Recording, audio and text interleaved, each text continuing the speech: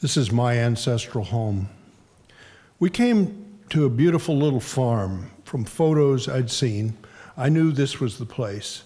The house and barn were painted in the traditional Falu red, trimmed with white.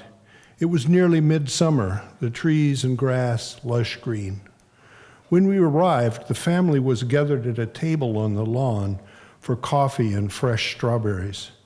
Introductions were made all around. Grandpa Sven, Lars Olaf and Marie, Eric and Gudrun, cousin Inga and her two children. It made me think of a Carl Larsson painting. But of course it was all modern. The Swedes are very up to date. Lars Olaf was an engineer for Volvo. And they all spoke perfect English, except for Grandpa. And there was a great deal of laughter over my attempts at Swedish. We stayed for a long time, laughing and talking. It was late in the day, but the sun was still high. I felt a wonderful kinship. It seemed to me that I had known these people all my life.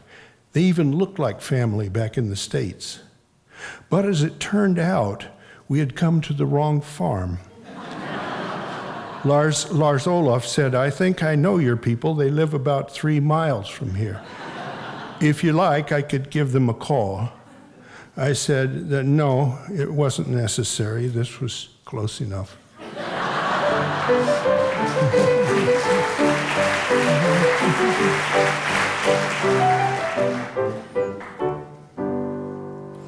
There's something about our basement that causes forgetting. I go down for something, say a roll of paper towels, which we keep in a big box down there, and as soon as I get to the bottom of the stairs, I have forgotten what I came down there for. It happens to my wife as well. So recently, we have taken to working in tandem like spelunkers. One of us stands at the top of the stairs while the other descends. When the descendant has reached the bottom stair, the person at the top calls out, "Light bulbs, 60 watt. This usually works unless the one in the basement lingers too long. I blame this memory loss on all the stuff in the basement. Too much baggage, 10 shades of blue paint because we could not get the color right, extra dishes, bicycles, the washer and dryer, a cider press, a piano, jars of screws, nails, and bolts. It boggles the mind. My wife blames it on radon.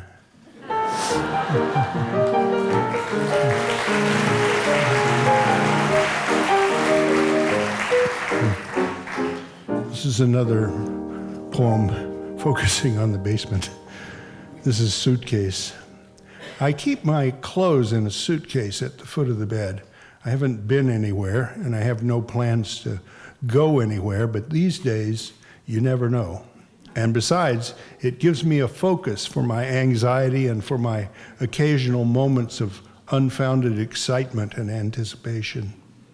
Every morning, I take out clean socks and underwear, etc., and throw the dirty clothes back in the suitcase. Once a week or so, I take the suitcase down to the washer and dryer in the basement and sit around naked waiting for my clean clothes. That's about it. The days pass quickly enough. Once in a while, I see old friends. "You look tired," they say, or "Why the long face?" I reply, "Well, you know, it's stressful living out of a suitcase."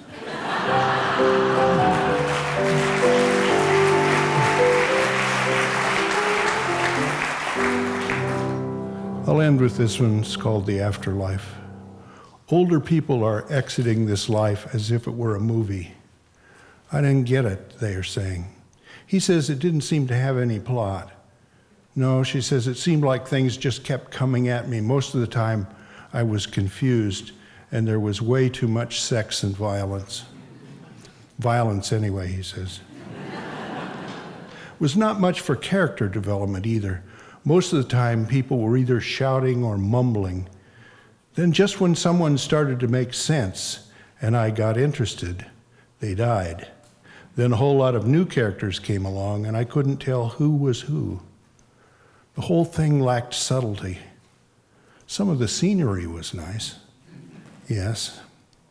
They walk on in silence for a while. It is a summer night, and they walk slowly, stopping now and then, as if they had no particular place to go. They walk past a street lamp where some insects are hurling themselves at the light, and then on down the block, fading into the darkness. She says, "I was never happy with the way I looked. The lighting was bad, and I was no good at dialogue," he says. "I would have liked to have been a little taller," she says. Thank you.